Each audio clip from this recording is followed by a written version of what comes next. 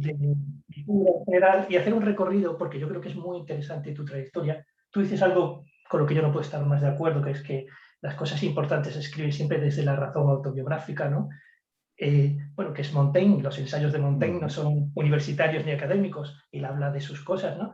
Y bueno, quería mostrar a las personas que estén viendo este vídeo un poco esta trayectoria que has hecho desde tus primeros libros. Bueno, los primeros yo nunca los he conseguido porque valen 100.000 euros en libros. Ay, Esos pues libros ya te lo regalo cuando nos veamos.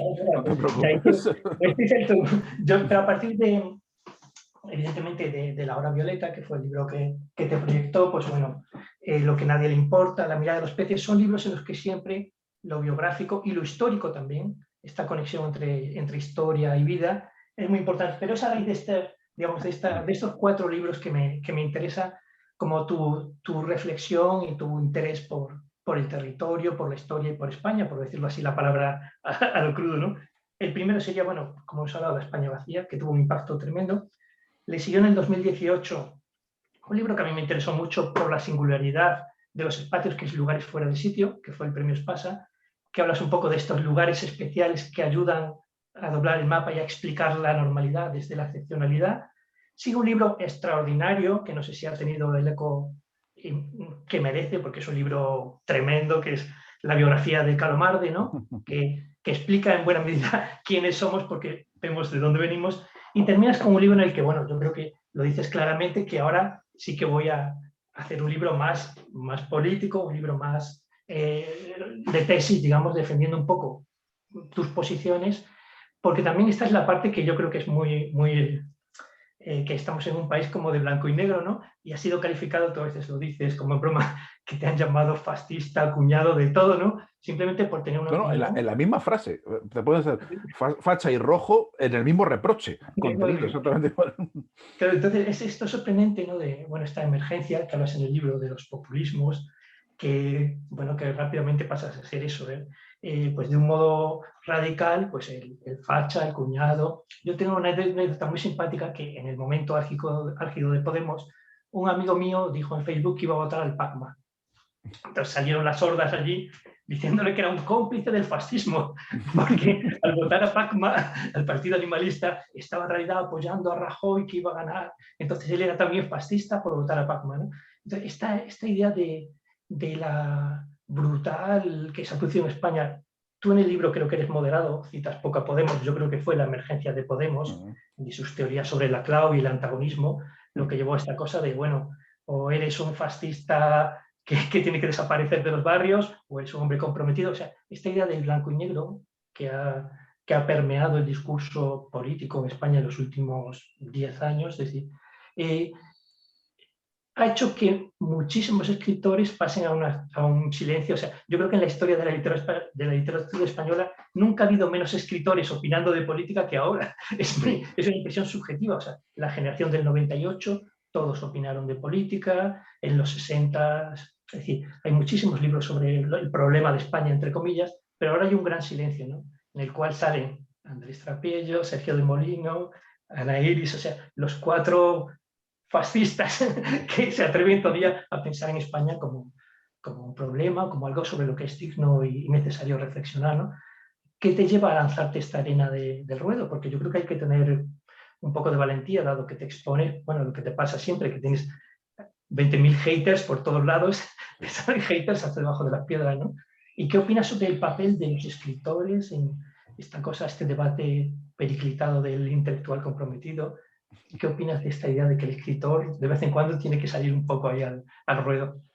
A ver, ¿qué me lleva? Pues probablemente la inconsciencia, o sea, probablemente el no pensarme las cosas 2 veces y ser demasiado, impetuoso, ¿no? Y las ganas de participar desde la literatura en el debate público, que me parece que, en fin, que a mí me gusta, a mí me gusta discutir, a mí me gusta la polémica, pero me he ido dando cuenta que es un gusto muy minoritario, que eso no es, no, a la gente no le gusta discutir, a la gente le gusta tener razón, y le gusta imponerse y gritar y ser hooligan y hincha de los suyos, ¿no? Igual que pasa con el deporte, a la mayoría de la gente que ve el fútbol no le gusta el fútbol, le gusta su equipo. Pues con esto pasa lo mismo. O sea, si te gustara el fútbol, a mi padre le gusta el fútbol, por ejemplo.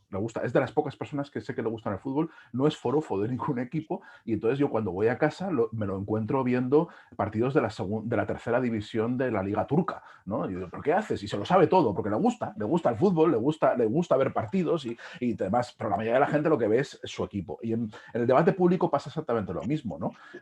Los que escribimos de política y que nos gusta la política somos pocos. En realidad a la gente lo que le gusta es el meeting y la consigna y que se jodan los otros, ¿no? Entonces, intervenir en ese panorama es verdad que es espinoso y yo entiendo que la mayoría de los escritores prefieran inhibirse, al contrario de lo que sucede en otros momentos, donde a lo mejor también el hecho de que no hubiera una democracia como la que hay ahora, que hubiera muchas más cosas en juego, hacían del compromiso algo valioso. Es decir, cuando estamos hablando de la España de hace 100 años o estamos hablando de la Francia de hace 50, evidentemente había muchas cosas en juego que ahora mismo, incluso con todo el deterioro institucional que vemos y demás, están dadas por hechas. Es decir, no tienes que salir a partirte el pecho por cuestiones elementales de libertad y democracia, ¿no? La cosa es mucho más sutil, es mucho más, el debate hila mucho, mucho más fino y a lo mejor a mucha gente no le merece la pena meterse en un berenjenal para hablar de cuestiones que en el fondo le dan igual, en el fondo le importan poco, ¿no? A mí me preocupa el debate público, me interesa y me parece que me parecería un error inhibirme por el miedo al que dirán o por el miedo a la presión social. Quiero decir, creo que tengo las espaldas lo bastante anchas como para aguantarlo y creo que merece la pena y es muy satisfactorio ver cuando llega esa gente que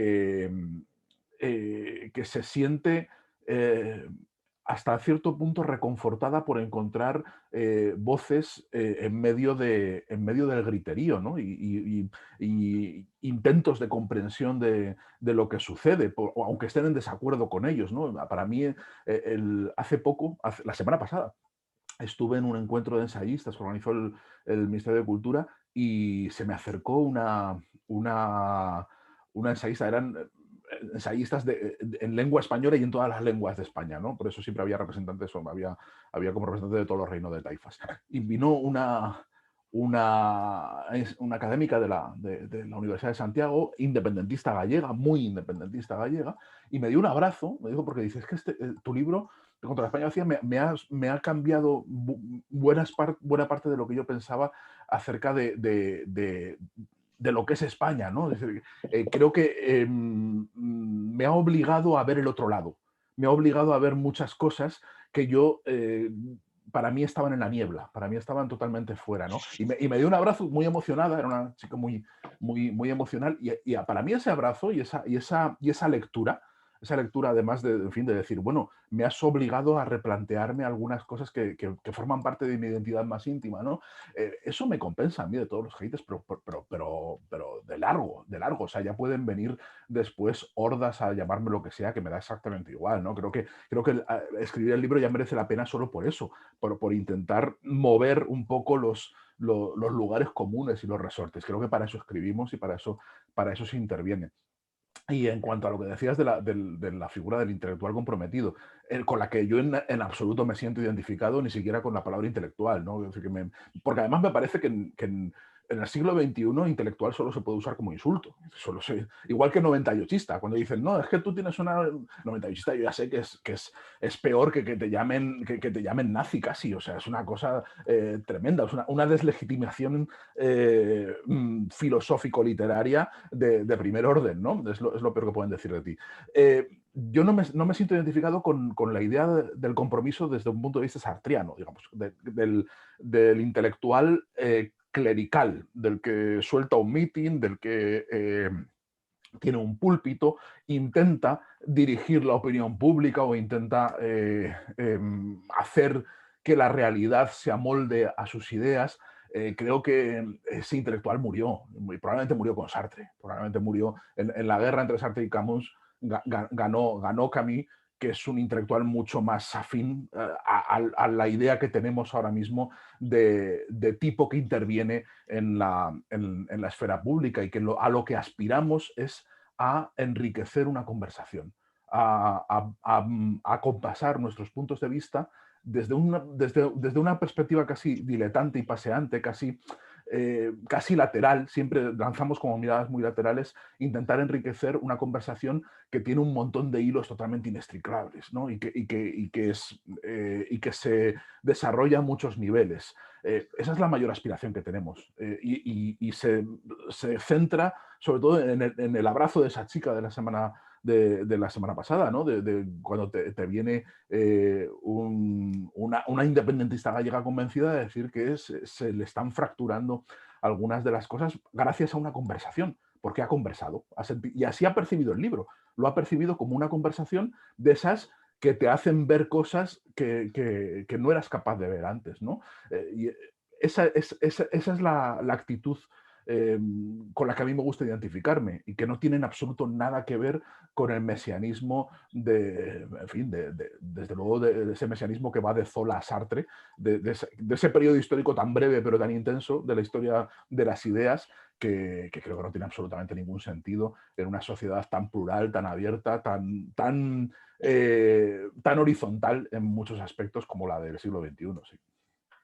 Luego, por entrar en algunos temas, el libro tiene muchísimos temas y yo creo que es muy interesante porque toca a veces cosas maravillosas que podríamos estar aquí 1000 horas, pero hay una cosa que me interesa, que de entrada, claro, tú cuestionas la simplificación centro-periferia y dices, bueno, que hay una ubicuidad, que hay una mutabilidad y una complejidad hoy en día, que no tiene sentido esta categorización de yo estoy en el centro, yo estoy en la periferia, y pones un ejemplo precioso del tío que está barriendo las oficinas del banco ahí en la City. Entonces, esta es la primera cosa que quería que me hablaras un poco de esta idea de que hay una España de la periferia y una del centro. Bueno, que me contaras un poco por qué y cómo esto es una cosa que no tiene ningún Claro. sentido. Sí, es que centro-periferia es un concepto geográfico. Esto lo cojo un poco desarrollando unas ideas de un geógrafo francés, se llama Christophe Guilluy, que es un tipo muy, muy interesante, pero a veces yo creo demasiado limitado por el corsé marxista de sus interpretaciones, ¿no? Yo cojo esa dialéctica de centro-periferia que él traza. Él dice que todos los conflictos actuales, y él se centra sobre todo en Francia, y en los chalecos amarillos y en la revuelta de los agricultores y demás, y de toda el malestar social que se vive en Francia en los últimos 10 o 15 años, se explican por el conflicto de poder entre el centro y la periferia. Y el centro y la periferia no es solo un concepto geográfico, no es que esté París enfrentado contra Nantes o contra Marsella. Es que hay centros y periferias ubicuos por todas partes, ¿no? Que es a donde voy yo después, porque él sí que se centra más en el aspecto geográfico, ¿no? Y dice que las grandes capitales se han convertido prácticamente en fortines de gente privilegiada que progresivamente va dejando fuera a todo el mundo. Y así se explicaría lo de la España vacía. La España vacía sería una expresión de un conflicto centro-periferia, ¿no? Toda la gente que vive en la España vacía se considera expulsada del centro político, del lugar donde se toman las decisiones, del lugar donde cuentan las cosas y del lugar donde existe la democracia realmente. Pero fuera de ese centro las cosas son distintas, ¿no? Sería como en la antigua Grecia con la categoría de ciudadanos y los que no son ciudadanos y son esclavos y demás, que no tienen derecho a la participación política ni forman parte del cuerpo político, ¿no? Pasaría un poco así. Lo que pasa que es la distinción, la implicación es muchísimo más sutil, ¿no? Y como tú bien decías, yo pongo un ejemplo para diferenciar cómo en la sociedad actual es muy difícil identificar los centros y las periferias. Nada es tan fácil a primera vista, por mucho que en el discurso de Podemos, por ejemplo, se haya hablado de la casta y se identifica la casta como el centro, ¿no? Al principio, luego la abandonaron esa formulación, pero al principio estaba muy claro en su análisis que había una casta y luego el resto de gente, ¿no? Eso es centro y periferia. Pero es que la cosa no es tan sencilla, porque en las sociedades estratificadas, en las sociedades del antiguo régimen, antes de la Edad Media, sí que había una ubicación clara del centro y la periferia. Estaba la corte y fuera de la corte hacía frío, periferia. Y dentro de la corte había una serie de estratos de cercanía o lejanía al rey, ¿no? De tal forma que el señor que vaciaba la mierda del rey por las mañanas era un noble con un enorme poder. O sea, el tipo que limpiaba el orinal del rey era era un palanganero, era un cargo de palacio muy importante. ¿Por qué? Porque tenía una intimidad con el rey y esa intimidad le permitía influir, le permitía colocar a sus primos, le permitía influir en la política del reino, le permitía un montón de cosas, ¿no? Con lo cual se daba la paradoja de que el señor que limpia el oficio más vil del palacio realmente era uno de los puestos más envidiados y más poderosos del reino. Hoy, el equivalente a un rey absoluto, que sería el dueño de un banco de inversiones de la City de Londres, por ejemplo, también le limpian el baño privado de su despacho, pero el señor que le limpia el baño no tiene ningún poder, es periferia pura, es un señor que probablemente vive a 100 kilómetros en un edificio de protección oficial miserable y no tiene la menor posibilidad de influir sobre ese señor, y sin embargo trabaja en el centro. Dice, sin embargo, está en el lugar más privilegiado y más poderoso del mundo. Pero dentro de esos lugares hay muchas periferias. Están los becarios, hay un montón de gente sin poder, y al mismo tiempo, hablábamos de Teruel Existe, en principio, de cómo empieza. Teruel Existe surge como expresión de malestar por considerarse periferia, o sea, por considerar que su provincia forma parte de lo último de España, ¿no? Y de la comunidad política, y surge como una reivindicación para situarse en ese centro. Bueno, ya lo han conseguido. Es decir, ya lo han conseguido. El diputado de Teruel Existe, con su voto, dictaminó el gobierno y ahora tiene una influencia muy notable sobre el gobierno de España. O sea, es un foco de poder. Y a la vez es periferia. Es decir, todos podemos ser centro o periferia en algunos momentos. Todos. Yo incluso, en fin, puedo ser centro y periferia. Puedo ser un personaje medianamente influyente, que me llaman a veces gente del gobierno para comer, para saber mis opiniones, me mandan de foros, y parece que algunas de mis ideas luego se pueden permear en otras cosas, pero a la vez soy un escritor pringado autónomo, quiero decir, que paga su IVA todo el tiempo, es decir, que soy la última basurilla de la estructura profesional y laboral de este país. Quiero decir, todos tenemos, según cómo nos miremos, somos centro-periferia. Las cosas no están nada claras, están muy confusas, y eso nos permite cuestionar todos los discursos maniqueos que intentan identificar claramente a los enemigos.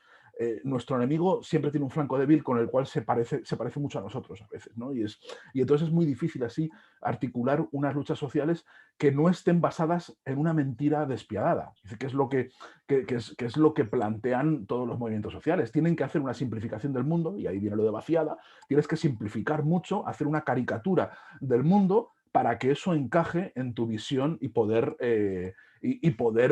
identificar ese enemigo y luchar contra él. Pero a poco que escarbas y a poco que miras un poco, te das cuenta que los enemigos no son tan enemigos, que no son tan fuertes, que tú también en buena medida eres parte de tu enemigo. O sea, la cosa es todo mucho más complicada en cuanto lo vas mirando, sí.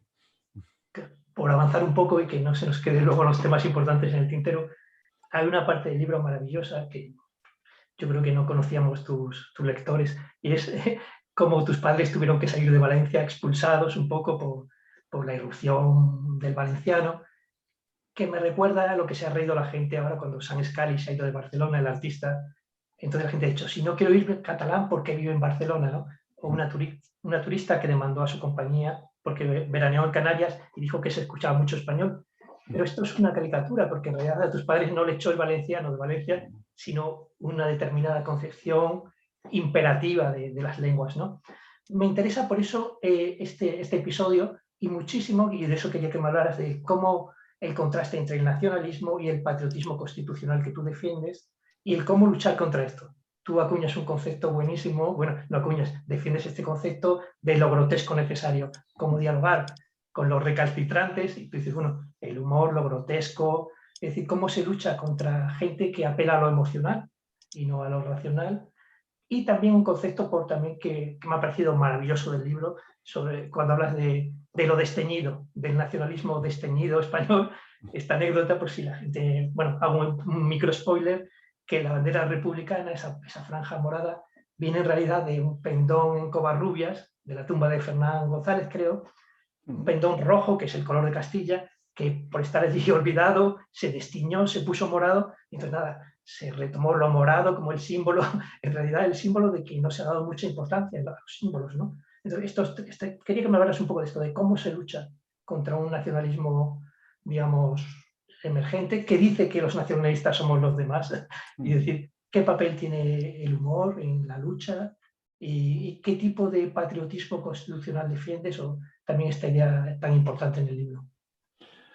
Pues son muchas cosas, no tenemos tanto tiempo. A ver, yo no sé, no tengo nada claro cómo se lucha, creo que es muy difícil, porque en cuanto entran los sentimientos, o sea, cuando tú pones todo el rato la experiencia, la biografía o los relatos muy sentimentales como único argumento, y como argumento de agravio, es imposible. Es imposible discutir. La discusión no tiene sentido. O sea, ¿no? Porque la experiencia no se puede negar. Que es precisamente lo que se me ha negado a mí, por cierto, cuando yo he contado mi experiencia. Que es decir, que se armó un poco la marimorena, ¿no? Porque las experiencias no se pueden negar siempre que vayan a favor del argumento que defiende uno. Si van en contra, pues por lo visto son mentira y no hay derecho a contarlas, ¿no?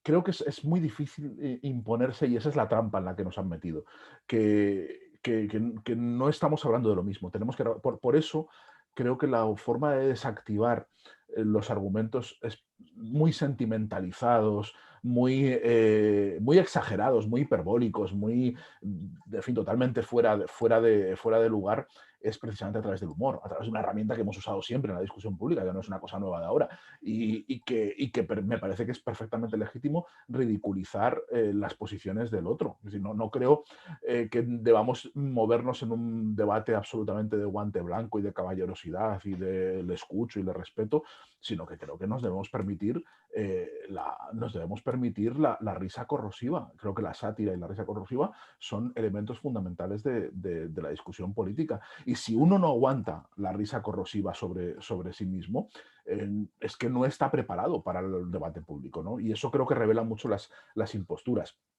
Creo que con todo lo que ha pasado y que cada vez pasa menos porque se está rebajando mucho el tono, pero todo lo que ha pasado desde el 17 en Cataluña entra dentro de lo ridículo. Entra dentro de lo ridículo la mayoría de las cosas que se han dicho, ¿no? Entonces creo que es legítimo. Es legítimo cuestionarlas de una forma incluso corrosiva y a fondo. Esto no conlleva directamente en fin, no es una solución, no es probablemente el camino más corto para desactivarlo, pero sí que es un paso necesario. Es un paso necesario para que la discusión vaya al ámbito donde debe hacerse la discusión, es decir, al ámbito político, es decir, no me cuenten milongas, tómame en serio, no me vaciles, ¿no? Creo que es un paso necesario al que no debemos renunciar, al que no deberíamos renunciar, por mucho que digan, no, es que se van a ofender. Pues que se ofendan, quiere decir que no pasa nada, pues ya se desenfadarán. Es decir, todos.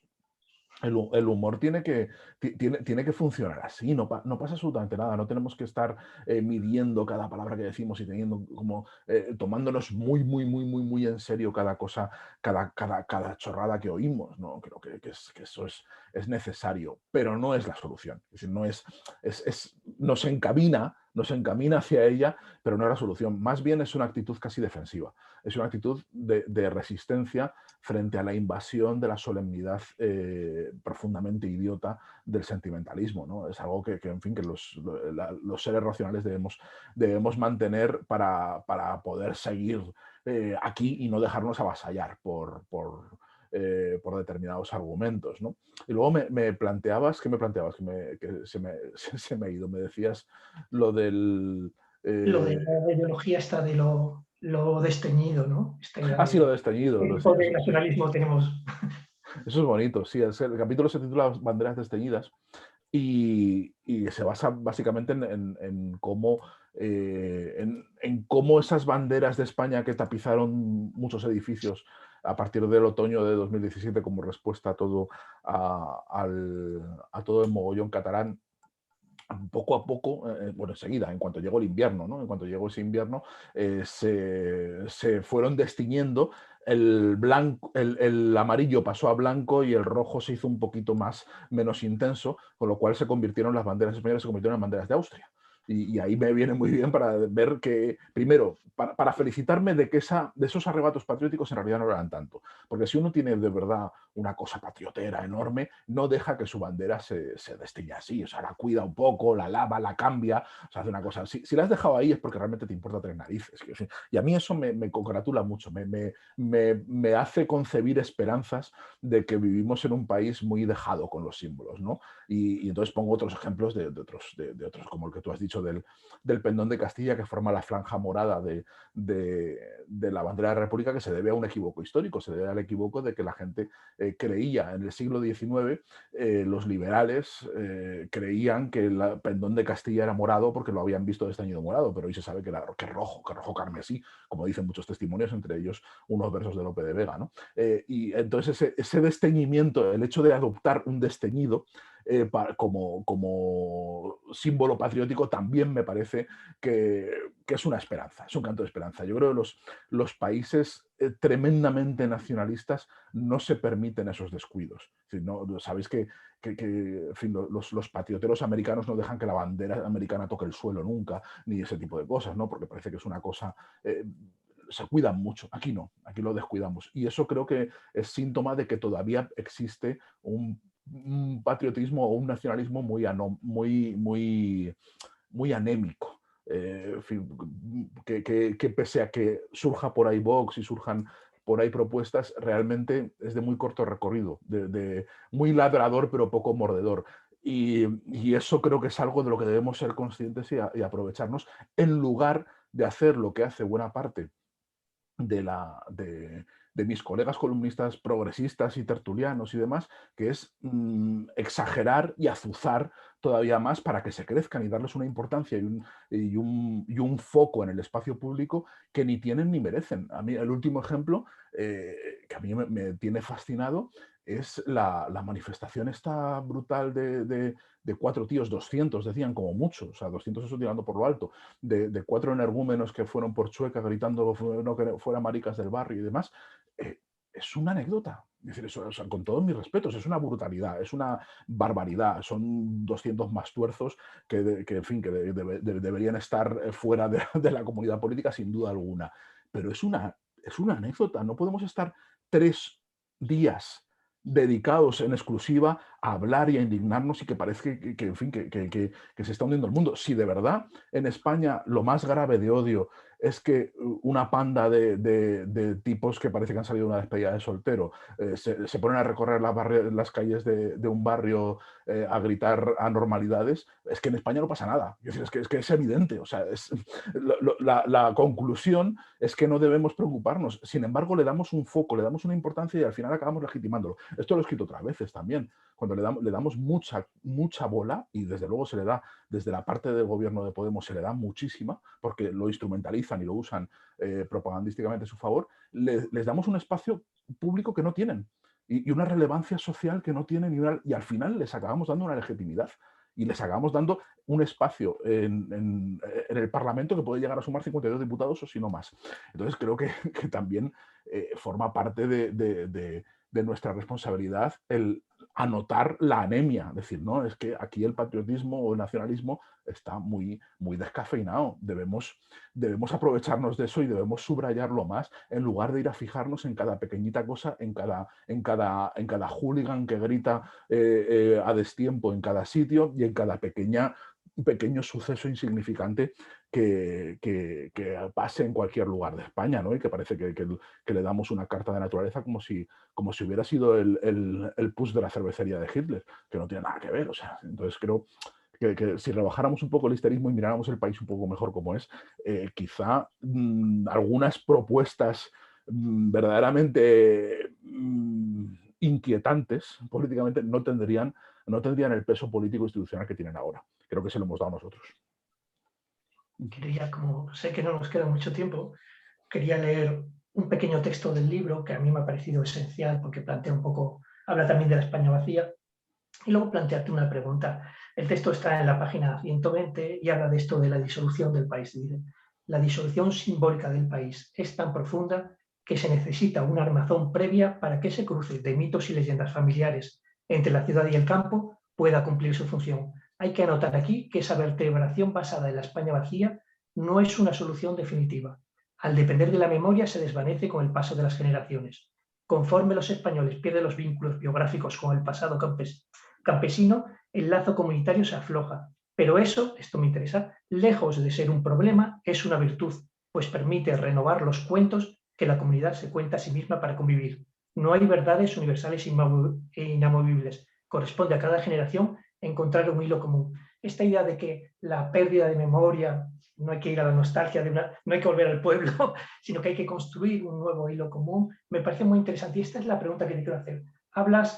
Me salto mucho tus reflexiones sobre las ciudades, que es maravilloso esta parte de las vetustas, para entrar en un concepto muy interesante que esbozas a partir del caso Irene Vallejo, que es esta idea de la pulsión cívica, ¿no? De decir, tú lo dices con mucha gracia, que en vez de tirarse al monte o devolverse al monte, irse a la biblioteca, ¿no? Esta posibilidad de la pulsión cívica como una pulsión que traza ese hilo, que reconstruye o que construye, no reconstruye, que construye un hilo común y un nexo común, ¿no?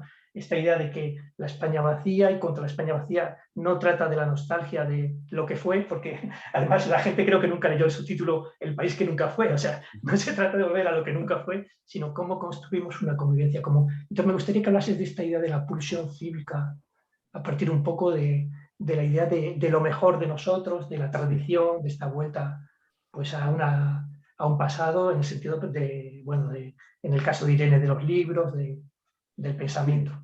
Sí, yo intento identificar algunos destellos al final dentro de todo este panorama desolado y atomizado, de destellos que marquen un poco una constelación de gente que creo que todavía cree firmemente en la necesidad de la convivencia democrática y de la democracia liberal en España, ¿no? Y uno de ellos, evidentemente, un destello poderosísimo que encuentro es el éxito y totalmente inesperado de Irene Vallejo cuando entregó el libro a Siruela. Por cierto, Feria, la editora, le dijo, bueno, no te preocupes si el libro no tiene mucho eco porque, en fin, es un libro difícil y tal, y nosotros lo importante es que apostamos por ti como autora y que, en fin, que aunque el libro no tenga luego ningún recorrido, pero que no te preocupes que te queremos editar toda tu obra y tal, y no te desesperes. O sea, fíjate el ojo que tenían incluso quien apostaba más firmemente por el libro, ¿no? Creo que ese éxito para mí es significativo de algo poderoso, de algo que nos está teniendo en cuenta, ¿no? Y precisamente porque hace poco ruido, aunque sea mucho éxito, pero es un ruido muy interior. Y creo que Irene ha tocado una vena nostálgica, de nostalgia reflexiva, como dice Svetlana Boym en el libro El futuro de la nostalgia, que ya separa la nostalgia mala de la buena. O sea, la mala es la que fomentan los nacionalismos y fomentan los líderes populistas, y la buena es la nostalgia reflexiva, la que te puede llevar a identificar en el pasado algunos rasgos que te sirven para construir el futuro. Y creo que eso es lo que ha sucedido con el libro de Irene, que hay mucha gente que se siente muy perdida, y en esa mirada hacia los libros, a esa mirada hacia el elemento más genuinamente civilizatorio que ha inventado la humanidad, hay un pozo en fin, de miedo, de resquemor, también de esperanza acerca de una sociedad que se va, que ya casi no encontramos en ningún sitio o que no se nos presenta, ¿no? Y que sin embargo está muy presente, que sigue estando ahí. Con lo cual me parece que merece la pena explorar eso, merece la pena explorar esos destellos y esas pulsiones cívicas que hablan de esa añoranza por una civilización, de esa añoranza por un debate civilizado, por una convivencia armónica, por un contrato social basado en la razón y en el progreso, que sigue estando ahí, ¿no? Y que a poco que escarbemos enseguida aparece, porque creo que llevamos demasiados siglos con ello a cuestas y no desaparece por 4 gritos. O sea, es algo que tiene que estar ahí. Entonces tenemos que hacer un esfuerzo para identificarlo, sobre todo para reconocernos entre nosotros y por lo menos hacer piña. O sea, ya que no... ya que no levantar ni destruir todas las amenazas populistas que se ciernen sobre la democracia, por lo menos sí ser conscientes de quiénes somos y mantenernos un poco firmes cuando los matones vengan a quitarnos el bocadillo, ¿no? Y por lo menos, aunque nos lo quiten, aunque nos acaben quitando el bocadillo y rompiendo la gafa, por lo menos que estemos de pie y tranquilos y orgullosos. Bueno, como nos queda poco tiempo, yo creo que esta idea bonita, como que los libros nos salvan de nuestros propios fanatismos, nos salvan y nos ayudan. Quería acabar un poco con tono de humor, con la farsa de Daniel Gascón, de un hipster en la España vacía, que al protagonista, al hipster, que se va al pueblo a dar talleres de masculinidades tóxicas, le salva a la España vacía porque dice que lo tiene en un bolsillo interior, no sé qué chaquetas usa, Sí. le pegan un tiro y le salva a la España vacía, ¿no? Los libros lo salvan, le salva a la España vacía. Yo tengo que avisar a la gente que no haga lo que hace el protagonista de Daniel, que no vaya a un pueblo a quitar la novia, porque en el libro llega el hipster y quita la novia a uno del pueblo, ¿no? O sea, es el desconocimiento de los pueblos, ¿no? No hay que ir a los pueblos si no quieres ganarte, bueno, lo que tú dices, una mano de hostias importante, ¿no? Que te rompan las gafas y la cara, ¿no? Es decir, esta idea de que los libros nos salvan, pero con cuidado también de ir a los pueblos a quitar novia a nadie, ¿no? Entonces, bueno, con esto, y si quieres añadir algo más, yo creo que podemos dejarlo animando a la gente. Yo creo que, bueno, que has escrito un libro extraordinario. Es un ensayo, o sea, porque a veces se disimulan ensayos y se dice novela, no es un ensayo, pero los ensayos son divertidísimos. Los ensayos no son esas cosas que se hacen en las universidades que no leen ni los propios jurados que evalúan, ¿no? El ensayo es un género fantástico y más como cuando en tu caso está lleno de inteligencia, de humor, de todo, ¿no? Yo creo que bueno, que también en este sentido sí decir que en España hasta tu irrupción no era tan frecuente este género, que sin más en el caso anglosajón, de un ensayo, por decirlo a la brava, legible, un ensayo entretenido, un ensayo popular, pero a la vez no divulgador, no absurdo, no planificador en el sentido de aplanador, no aplanador, sino un ensayo reflexivo y de altura, pero a la vez muy divertido, ¿no? Entonces yo creo que parte de tu éxito tiene que ver con esta idea de no menospreciar al lector, pensando que es gilipollas, darle calidad, pero tampoco querer pasarte con él en el sentido de darle también, bueno, pues entretenimiento del bueno, ¿no? Pues Muchísimas gracias. nada, muchas gracias a ti y dejar claro que Javier Castro Flores es también uno de esos destellos, una de esas pulsiones cívicas que brillan con luz propia desde Murcia. Así que muchísimas En gracias, la ¿verdad? Es un periferia, honor. de la periferia. Además, esta semana yo me he reído porque esta es la semana internacional y casi todos somos murcianos. Tiene una lectura también buena. Somos murcianos e internacionales, ¿no? Parecéis de Bilbao más que murcianos con esto. Somos internacionales y yo ni siquiera soy de Murcia, yo soy de un pueblo de Murcia ahora. Un honor, un placer. Gracias, Javier. De verdad, ha sido un Muchísimas honor. gracias, Sergio.